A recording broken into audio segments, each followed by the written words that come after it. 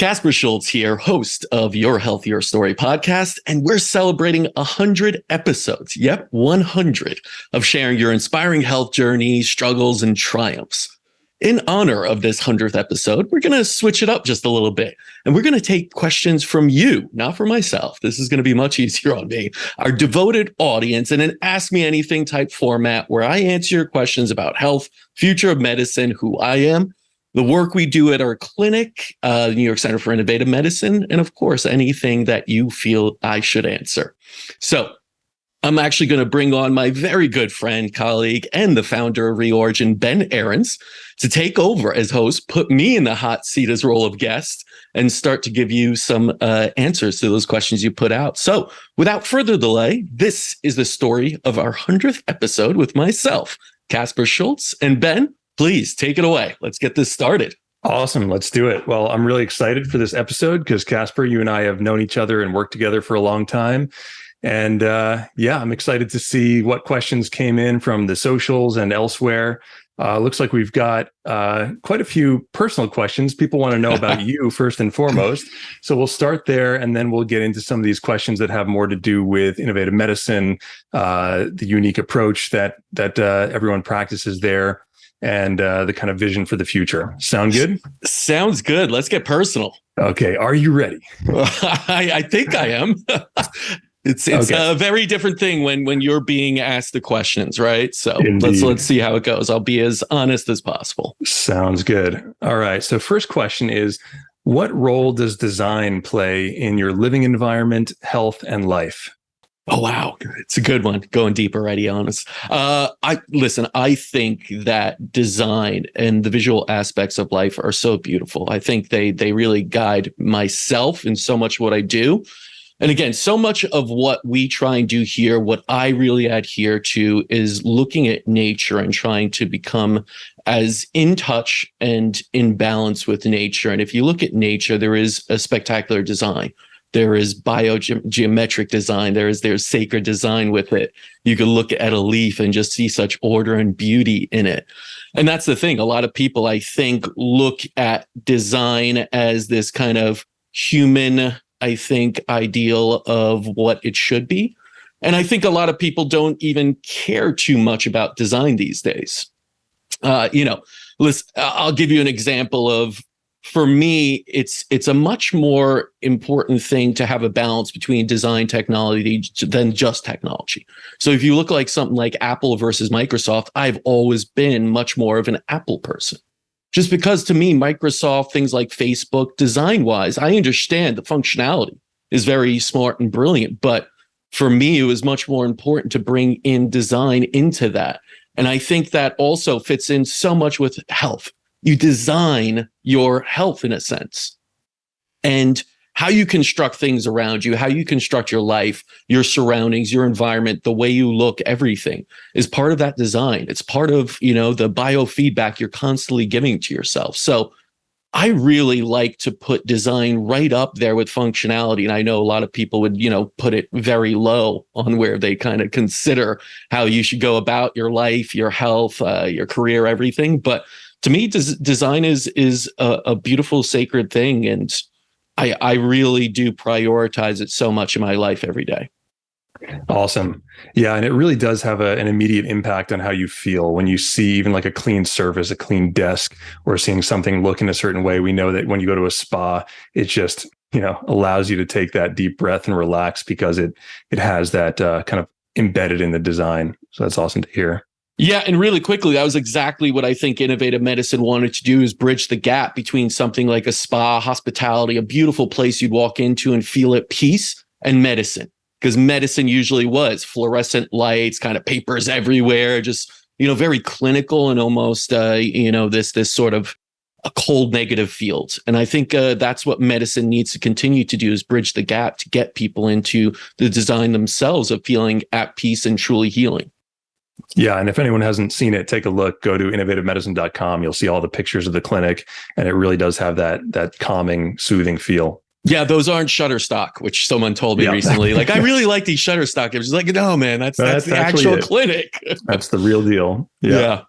All right, next question. Moving on from design to routine. What does your morning routine currently look like? Oh man, we've talked a lot about this and interviewed a lot of different doctors over the years, and I've been such a kind of a Kaizen improver on my morning routine, where at one point it was like a 24-point routine. That was like taking me 2 hours and actually made me more nervous at the end that I wasn't getting enough done or something. So I've greatly transitioned it. And I will say this, it's not a routine that I stick to so by the second that if I don't do it, I get down on myself and it ruins my day. It is something, if I have an off day, I understand, but I'm still going to try and do 3 things every morning now. That's it. Just 3 things. That is meditate. Whether that's even like, hey, I feel like crap today and I have a big meeting coming up quickly, 3 deep breaths to send. That'll be my meditation. Usually I'm trying to do 15, 20 minutes at least, but I will say that, like, people are like, oh, I have to do this amount every day. Mine's not set in stone like that. I've learned that I have to be dynamic and appreciate where I am on any given day. So number 1 is meditation of some sort. Number 2 is movement of some sort. That might even be just a quick stretch, but usually it is resistance training, push-ups, squats, and just either like abs or pull-ups or something if I have to pull up, board ready to go. So, and that'll again be 10, 15 minutes. I'll do jumping jacks. I'll move. I'll kind of put on a nice fun song or something that I'm feeling that day. Doesn't have to be fun. Maybe I'll take it to my childhood and put on like Wu-Tang or something like that, get it going. But something to get me kind of in the feeling and moving just a little bit, right? Even if I am sluggish and feeling down, just to shake the body, just walk around the room a little bit, right? And the last one is like the 3rd M, because there's meditation, movement, and mindfulness, something that gets my mind really going. Usually that'll be reading. I do like to sit down after that, like kind of huffing and puffing a little bit and just read after that, gaining that clarity. But it could really be anything that keeps my mind going and kind of brings me joy. So recently it's been even picking up the keyboard, playing that for a few minutes, because I used to play when I was younger and used to know all Mozart and everything. I'm not there anymore, but I still understand how to play with keys and read music. Something like that. I mean, anything that's there, even if it's, I sometimes watch tennis because I love playing tennis. And I love to like put my mind in like, oh man, Federer, that back, how could I get it more Federer-esque, right? How can my forehand be more like Nadal's and Djokovic's? And I'll do that. And that's just mindfulness and playing into it. And then I'm ready to go.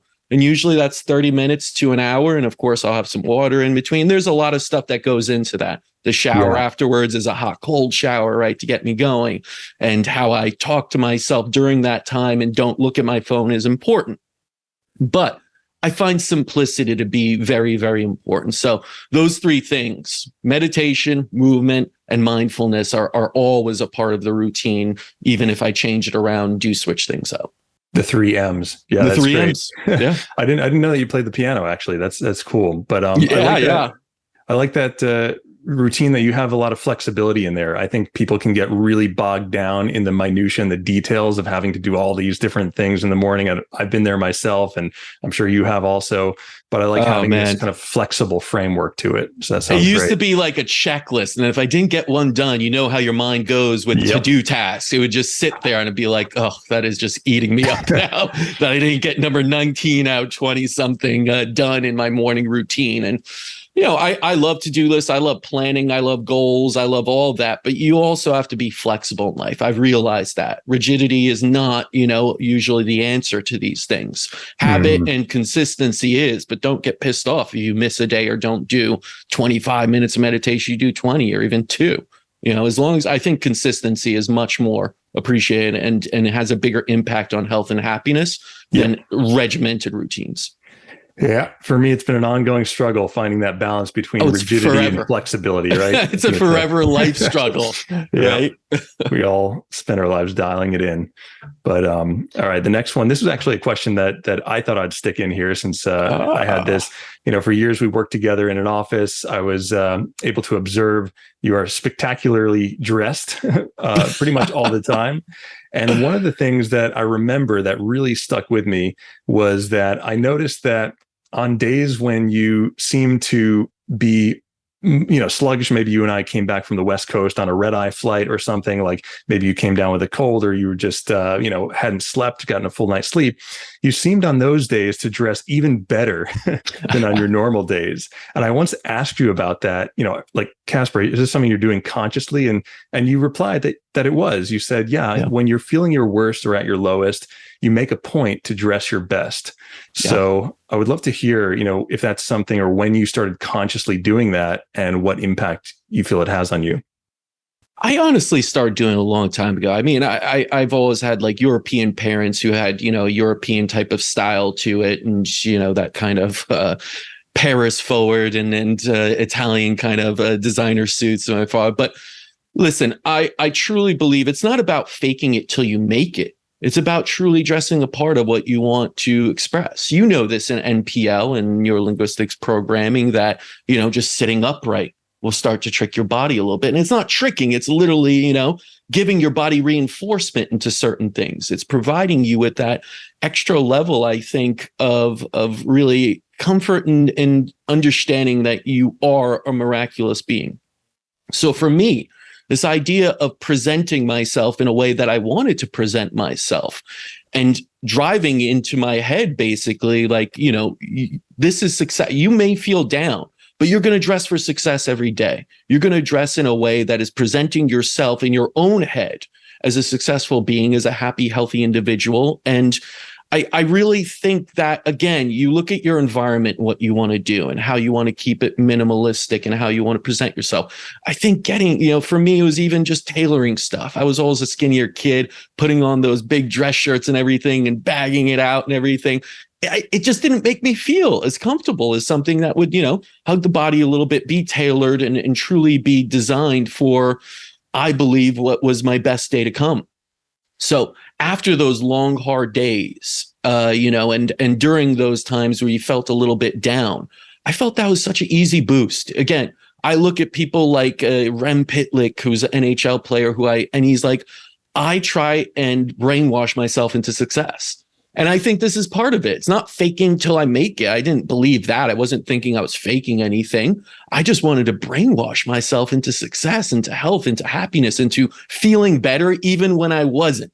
So that was always part of it. And I truly believe that presenting yourself in that manner, showing up every day to do something, to move the ball forward, is incredibly important. I think that's what health and happiness and living a successful life is all about.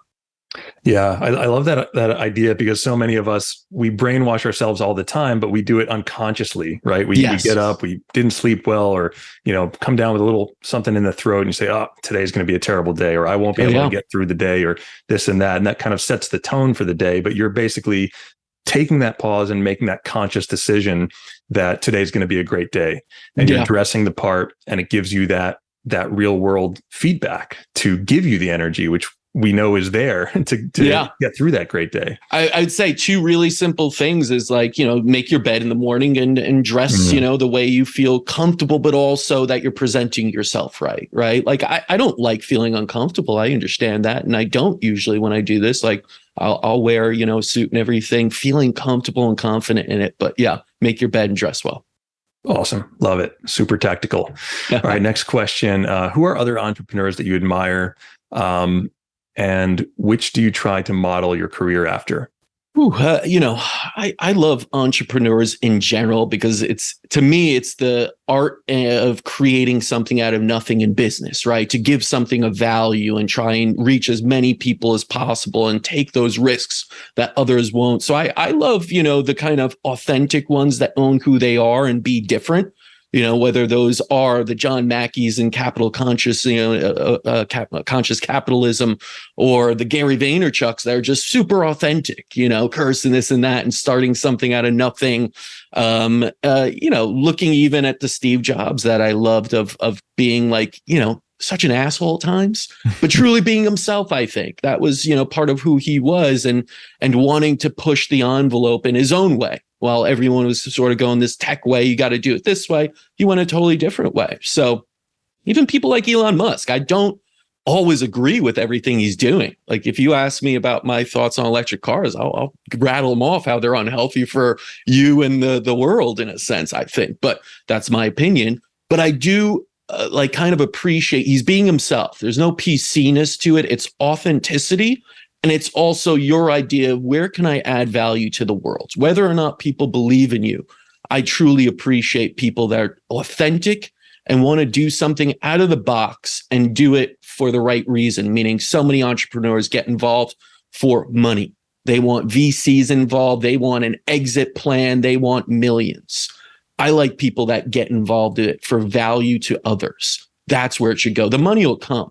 If you could heal people from chronic disease, the money will come. But if you make it about money, yeah, you're going to kind of fall the way track of big pharma, where it's like, oh, if you're sicker, we make more money, right? Whereas I think you can be incredibly profitable if you place health first. And those are the type of people I really kind of admire.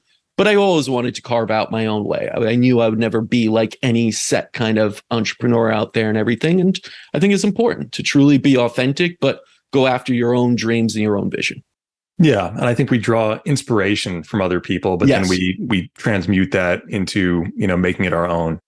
Absolutely. Yeah. And I think that's the same for healing. I love people who share their healing stories, such as yourself. But I think you'd agree, you don't want anyone to follow exactly in your footsteps because they probably wouldn't get truly healthy that way. They have to go their own route. Yeah. I think whether on a healing and recovery journey or business and success, it's, it's very easy to get caught up looking at others and comparing yourself to what others have done and trying to find some blueprint. But, it's almost like comparing your thumbprint to somebody else's thumbprint. Yeah. It makes about as Trying much to match sense. it.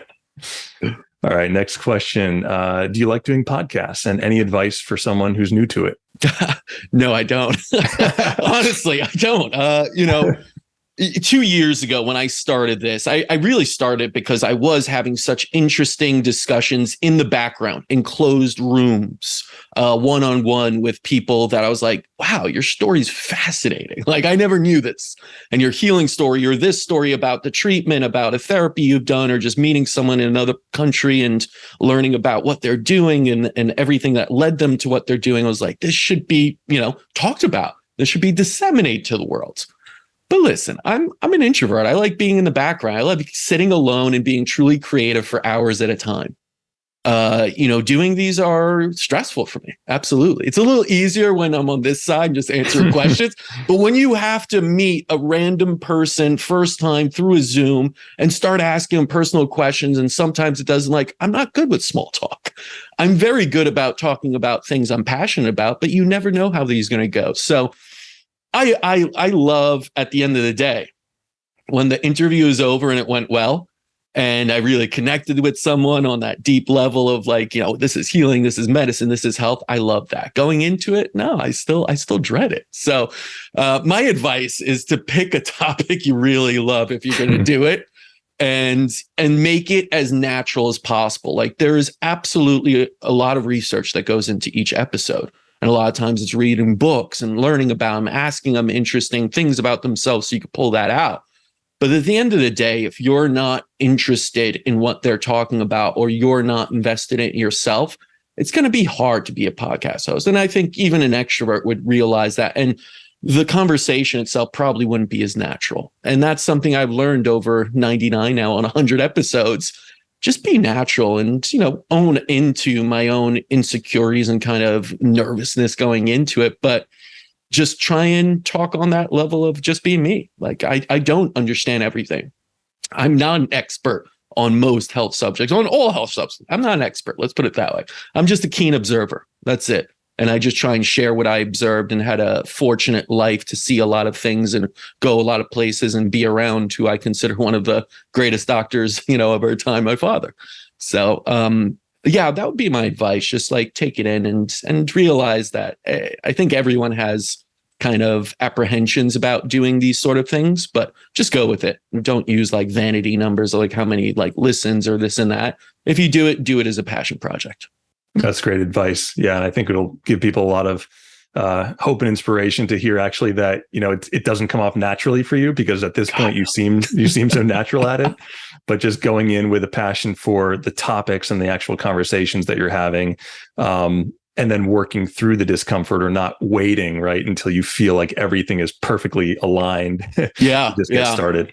I mean, listen, I'll say, Ben, this taught me, like, lean into this discomfort, right? Mm-hmm. And I think that's in healing also. In everything you do in life, I think there are going to be times that challenge you. You have to lean in. You cannot let the fear, the anxiety, and everything hold you back. If it did, I would never do a podcast. I would never do a lot of the things I do right now. And it's, if you ask me, like, do you feel that on a daily basis? Absolutely.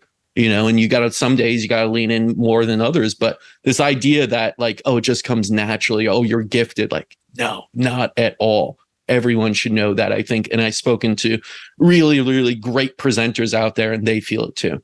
Yeah. And I think when you understand, accept, and start to embrace that's part of any process, and you kind of prioritize growth over comfort, then it actually becomes this opportunity to, grow yourself every day and do the uncomfortable thing. Absolutely. Awesome. All right. Here's a direct question from someone. Why didn't you become a doctor, Caspar?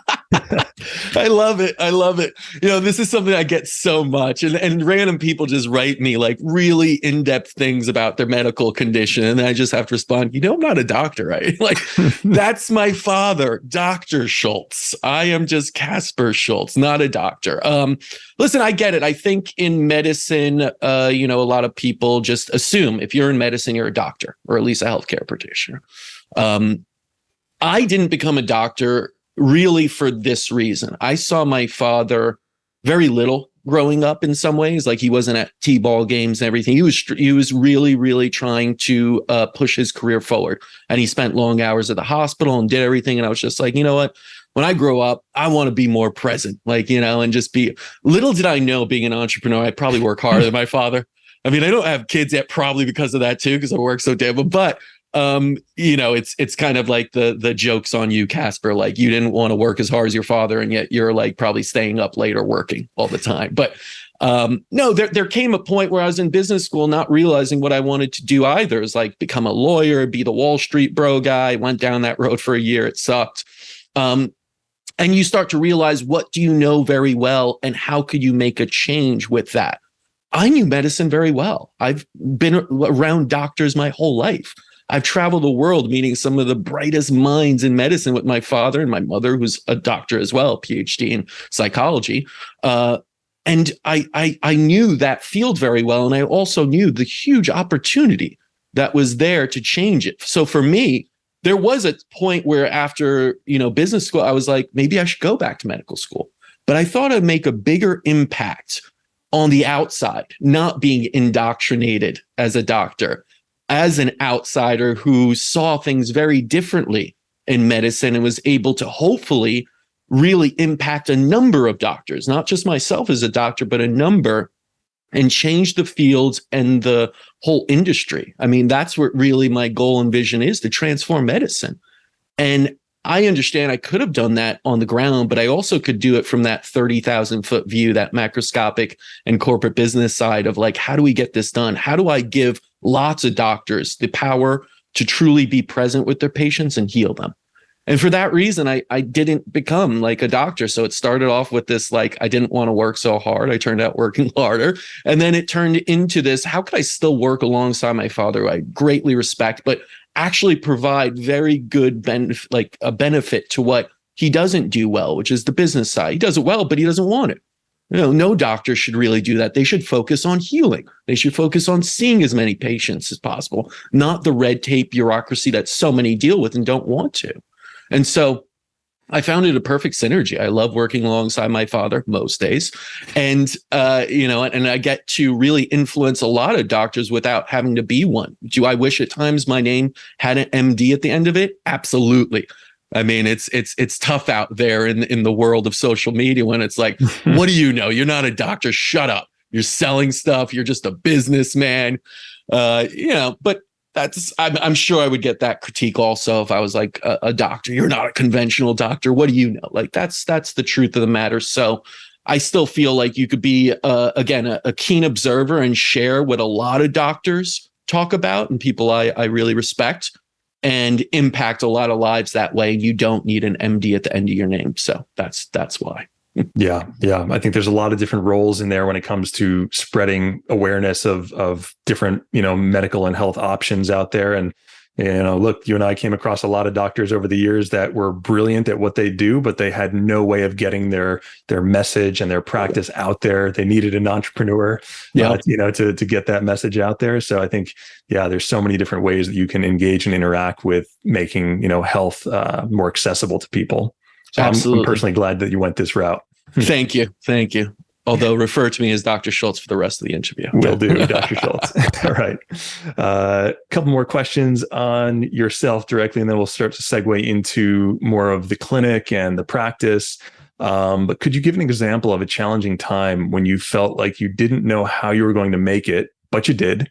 What was your self-talk like during that time? Oh man, listen, as an entrepreneur, I think if you haven't cried once a month or felt complete, you're not doing it right. It's the truth. I've been at points where I didn't know if we make payroll or pay a supplier, what was going on, lawsuits, FDA, all these things that just break you down. And it's just it really challenges everything of, am I doing this right? I've been doing this 20 years and I still haven't. It's wait, is this really my path and everything? I mean, I know deep down inside it is, but there is no doubt the self-doubt talk comes in to play. You're not human if it doesn't. But this is where I found over the years, you use the tools, you teach yourself and you pick up along the way and experience to change that around. You use breathing techniques. You use different techniques like Ho'oponopono to clear yourself. You use meditation. You use affirmations. You use visualization. You use medical therapies, neuroemotional technique, EMDR if you have to, anything, tapping, right? You use all of these techniques to quickly turn it around and change that and transform that. And what I've realized, Ben, is I've found calamities where I've started the day being my life is over, and end of the day saying that is an amazing opportunity. I feel great about this, and we're going to change. And this is exactly what I needed. I truly believe if you're on course, if you have a good vision and you're really, doing things in the spirit of what you feel internally in your heart is right, at the end of the day, things will solve themselves. They will. And you could try and get so stressed. And what I've learned is, you could either stress yourself out, cry, bitch, complain, moan, and everything, or you could try to see the opportunity. Usually the outcome will be the same, right? And so why put yourself through all that is what I start to realize. So if anyone's listening, and you're going through really hard times, number one, there's always perspective. Someone's having it harder out there in the world. That's just the truth. My travels around the world showed me how hard some people, and they're just smiling and happy all the time. And it's wow, this, I got to shift my perspective quickly. And number two, start to build an arsenal of tools that work for you, that shift your perspective, because your natural knee-jerk reaction in certain situations, and it may be completely actually, valid that you feel that way. Death in a family, something terrible happened, accident, anything can happen like that. But as long as you have those tools around you, you could shift it quicker away from something that is a true trauma that lasts for a very long time, or something that causes chronic depression and anxiety. And I've been there. I've been, a therapist. I have everything. I try to build my toolkit around that because I have struggled at times. And building out that toolkit for me has made all the difference in the world as to how I respond to any, negative event or even trauma in my life. Mm.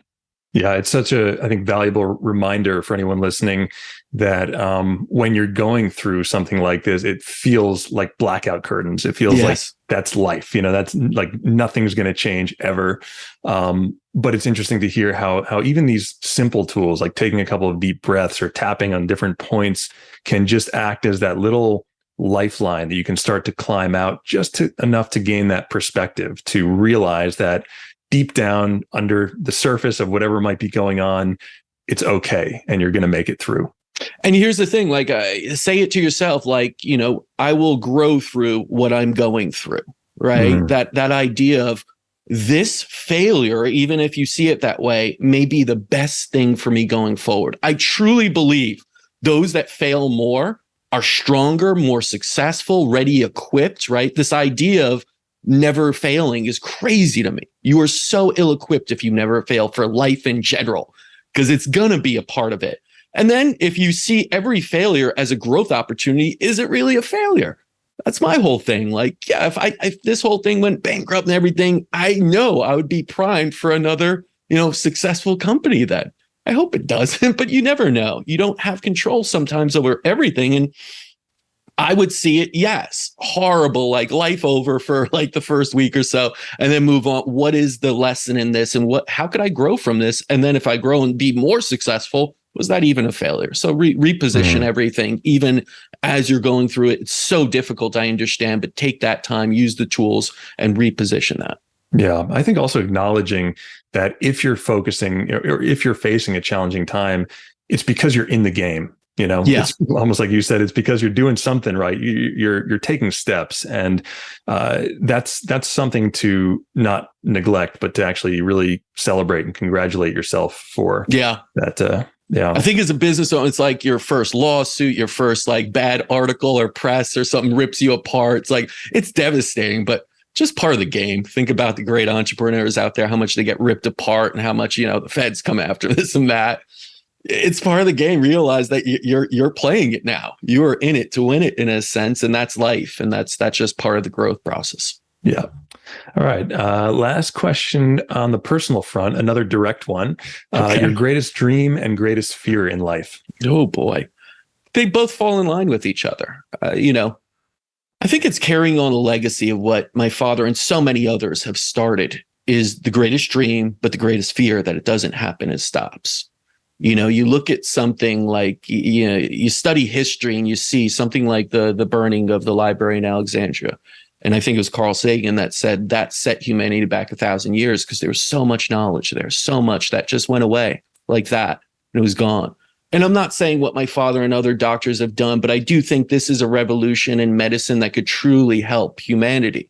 And if it were to just stop and let's say, delay, a few, decades or even generations, you don't know. That's a fear of mine. That is. It's like so much was put in for my father. And again, so many before him and everyone he studied with. And there's so many great doctors out there that kind of, are pushing the envelope and moving this forward. My dream is to really see that, start to help more and more people around the world and to expand at the rate it needs to, understanding that this is a shift in consciousness. This is not just a shift in perception of how you see things, but that would be my dream. So my dream is beyond me. I understand it doesn't stop with me in my lifetime. I may not see it, and I'm completely fine with that, actually. But my fear also is that it just ends for a while. It goes into the dark ages. It doesn't come. It doesn't, really continue on. And there's no one to carry torches of the legacies of so many before, because I do feel that health is the most important thing in the world to anybody. Anyone that's sick, you've been there, can attest to that. And if you don't provide the solutions that I know this type of movement in medicine can, that's a ton of suffering. That's like going back to the dark ages where 90% of us will be chronically ill with very few solutions. So that's my greatest dream and fear in the same, the yin and yang and polarity of it all on the same plane. Yeah. And I think, it's actually, people really dig down, do a little bit of soul searching. They'll find that oftentimes the dream is right alongside the fear. Yeah. And there's a very fine line between the two that's even sometimes hard to identify. But I think that fear is what strengthens the dream. It's what makes it that much more important.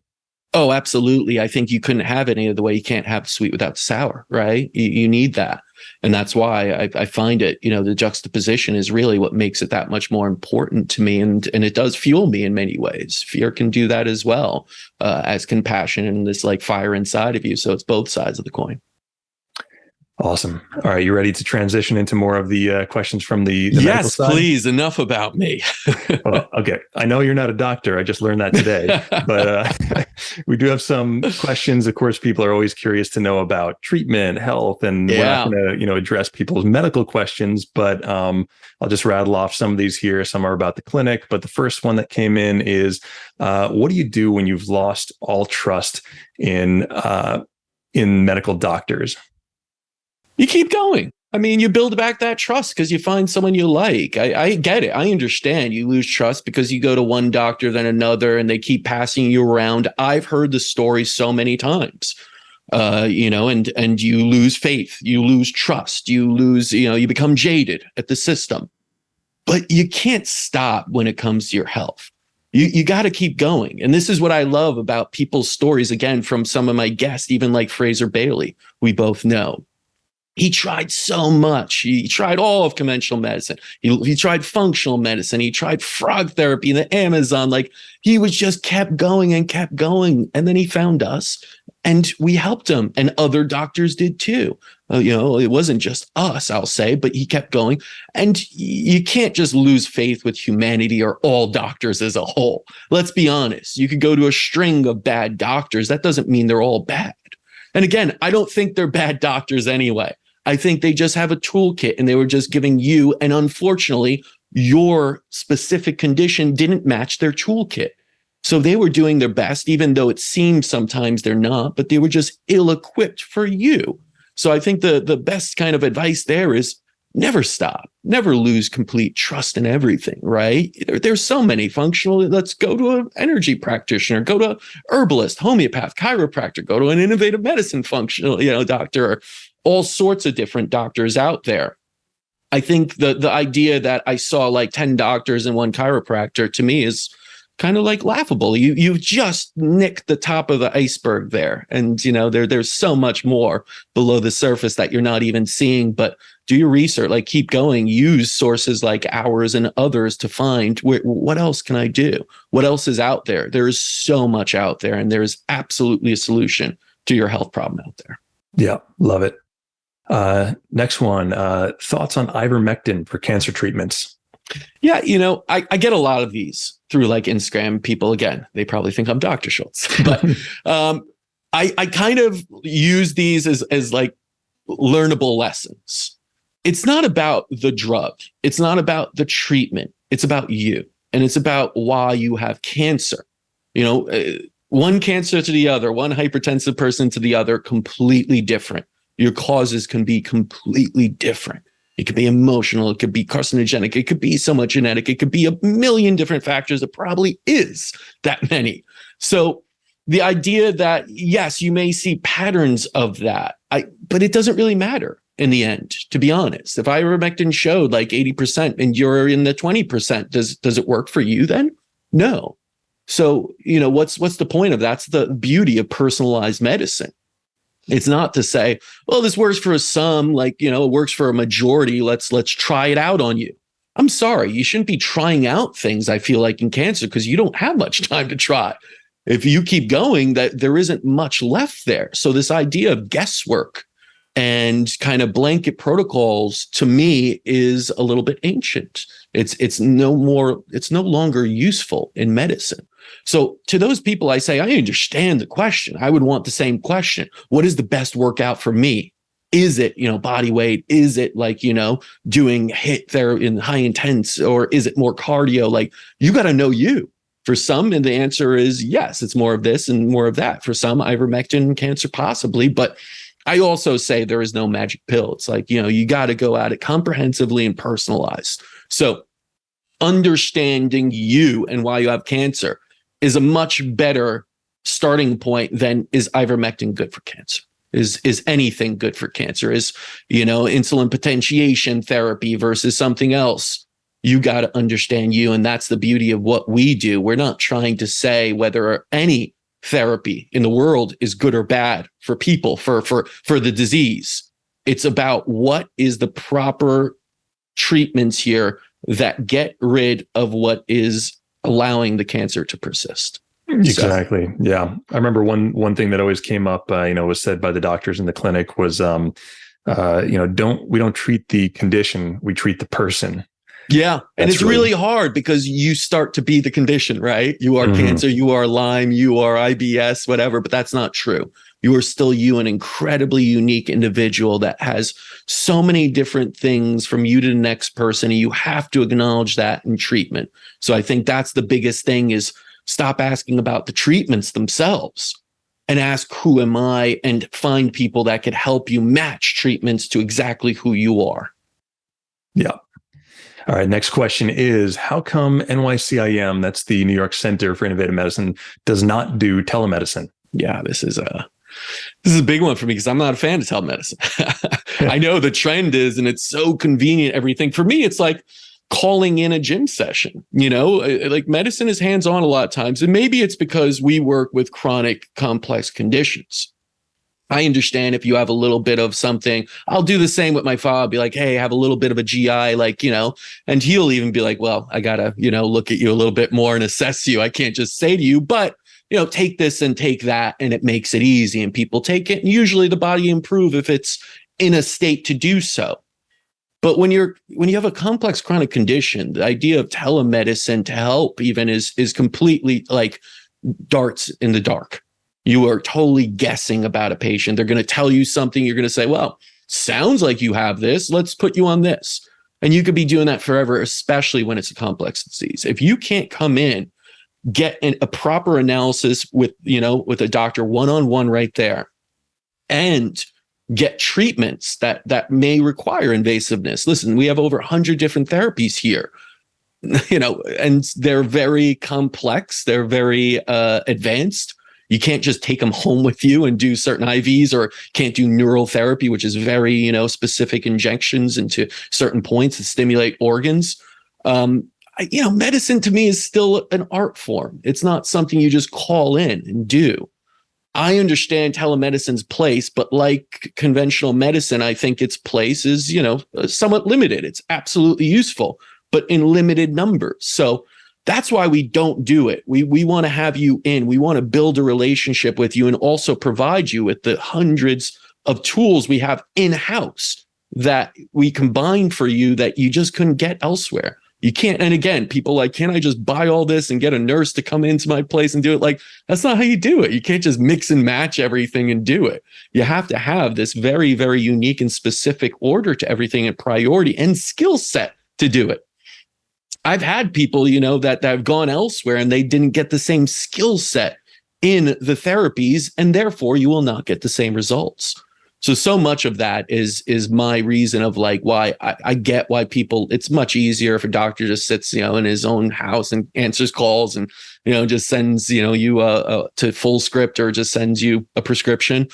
But to me, that's not going to solve the 60 to 80% of the people out there with chronic conditions that are quote unquote incurable. I think, you got to be hands-on. You got to be in the gym. You got to be working with the coach face to face to win that battle and really restore your health. And that's why we don't really offer it unless you're already a patient and you may have questions. We'll jump on the phone, but not in a manner of like telemedicine, let's say. Yeah, I think this is a question that's very understandable why it comes up, because people want this accessible in all different places. But it's also, once you really understand the how innovative medicine treats, it becomes very clear why it's not possible, for all the reasons you said, just that there are these hundreds of unique therapies and treatments and ingredients and things like that is even hard for innovative medicine to get, but they do. And, on the face of it, people might think, well, my doctor does IVs. Can't they just do this one and you do that one there? But it's kind of like if you think of, trying to put together a puzzle where the pieces of the puzzle are spread out all over the country, it's just not going to come together, at least not in the same way. Not in the same way, right? You could try and do it, but it's just not as effective. And when it comes to disease, I think you have to be as incredibly efficient as possible. You can't be like trying to do the shortcuts here and there that may extend or may do this. Like, just get to the point. That's what we're trying to do, is get you to healthy as quickly as possible as your body, can handle. Yeah. All right. Next question is, what would you say to a patient who's quote unquote tried everything and continues to be ill? You haven't. You haven't tried everything. That's it. Like, let's be honest. Have you tried like cow urine therapy or some like wild thing that I've never even heard of?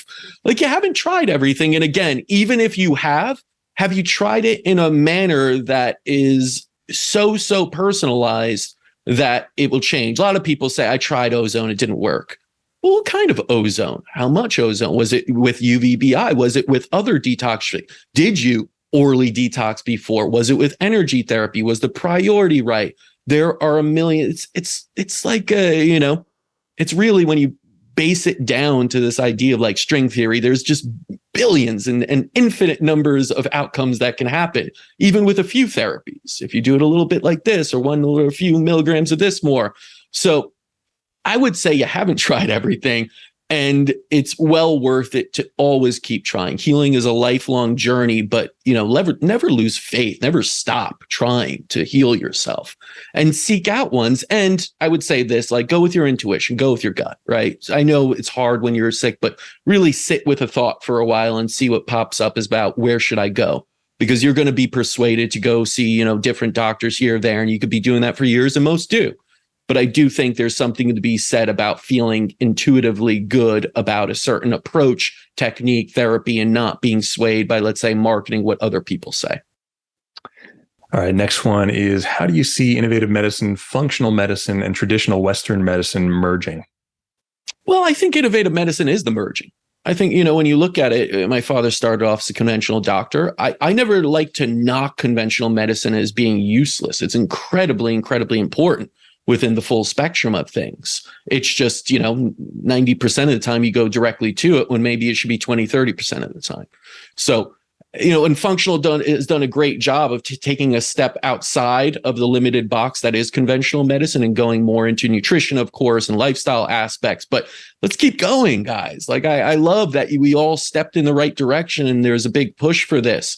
But keep going. Don't stop there. That's what innovative medicine and a lot of different medicine is, and emerging and integrative medicine is about, is how do we now incorporate energy? How do we incorporate emotions and psychology? How do we incorporate purpose, spirituality, all of these things? And that's what I think innovative medicine is trying to do, and has done in many ways. And I say trying because it's dynamic. We change all the time. We learn new things. We apply new things all the time at the center that push what was maybe 10 years ago where we thought the boundaries were. So I think the merging is happening all the time. It's just the steps that, doctors and others take outside of just what they've learned, and continuously adapting to new circumstances and bringing in more and more theories, discoveries, approaches, learning about quantum physics and consciousness and all these things. I think that's the natural evolution we have to go in, because it's the only solution we have to so many of the health problems we're facing. Yeah. And the next question is, what's one piece of advice that you would give someone who's skeptical about moving forward with a new type of treatment, like the kinds that you do at NYCIM? Yeah, be skeptical. I think that's natural. I think that's fine. Like, people are like, oh, don't be skeptical. But again, to me, it's like, take a step back and really be objective and be with yourself for a while. It's fine to be skeptical. I'm skeptical about so much out there in the world, but I then look to experience it myself, to be honest, because I know so many people that come here. It's like, where's your double-blind placebo study that shows you treated this many patients and gotten this? It's like, you can't do it in personalized medicine. Everyone's so unique. You can't say there was a therapy protocol that worked across multiple people, because everyone gets a different protocol. And we do have the case studies that are individual, right? But those aren't clinically. So to me, I don't care so much about evidence-based medicine. I care about experience-based medicine. And I wish people put more into their own experience, and again, into their own intuition on what they feel. Feel this out. See, is this really an approach that resonates with you? That I have to do a lot here. I'm responsible for my health. I'm going to have to eat differently. I'm going to have to change a lot in my life. Does that resonate with me where I am right now? If you say no, this isn't the spot for you. That's fine. Be skeptical and go elsewhere. Like, we don't want you to go into a treatment if you're not truly going to be involved in it and don't buy into it, at least to a portion. You could have that skepticism, but if you chip away at it and say, okay, there's been people, I get this. I feel like, yes, this is something that I'd like to do and be involved in and be in charge of my health and empowered, not a victim of my disease. So I always say that you got to realize where you are in your life. And sometimes that means like taking a step back and taking a year away before you do treatment to really educate yourself and read a lot of the books that are the foundation of what we do here. And then say, okay, that makes sense to me now, what's going on with this approach. Until you're there, you got to be ready for something like this. Just like you got to be ready to commit to any goal, I think, whether that's gym, climbing a mountain, anything in life requires some level of commitment, even with skepticism. Yeah, I think it's very, very easy in this day and age, especially with all of the data and Google, and put in a question, you get an answer immediately. To take a very kind of analytical, heady approach with thinking that we need to amass all of the answers before we can freely move forward with something. So I like that you mentioned intuition and gut and healthy skepticism. That skepticism is part of the decision-making process. The idea is not to, kind of get every little piece of data together to overcome or battle the skepticism. Instead, it's more to, just get to that point where something resonates with you enough to take a step forward and then take another step and stay in resonance. Yeah. And if that's what you need to do, is like how to resonate more with yourself and feel out your intuition, like tons of books on that also. Maybe that's where you need to start. If you're not getting anything and you're completely in your head and you feel disconnected, I don't think you're ever going to make a good decision for your health in that state. So you really then you want to find ways, whether that is just using techniques to get more in touch, going into nature, whatever it is for you, to get to that state where you feel this is a good fit for that. Yeah. All right. Last question. Are you ready? I am ready. All right. Last question is, what does the future look like for innovative medicine? Oh, the future. All right, here we go. Nostradamus. We're going to be in every continent too. Now, it's, listen, I see the future as very positive because I think it has to be. A lot of people are very bleak on the world right now and everything going on, big pharma, pandemic, mandates, everything. I see this as a spiritual awakening for many. I see that we're hitting a tipping point, as Malcolm Gladwell would put, into really, we have to change, and that change is going to be difficult. There will be kind of casualties in a sense of going through these changes of belief systems breaking down, right?